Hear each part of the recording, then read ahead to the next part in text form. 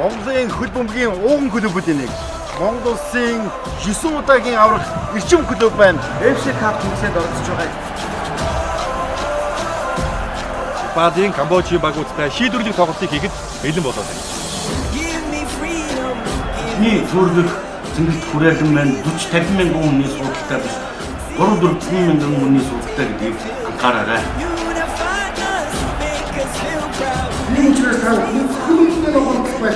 Монголчуудын нэмжлэл хүрэлцэн ирээч гэж хүсмээр байна. Монголын хөлбөмбөгийн талбайд ирж Монголын баг танилцтай хав хэмжээрээ залуучуудаа. Монголын эрчим клубыг хамтдаа дэмжицгээе. Эрчим багаа хамтдаа дэмжицгээе.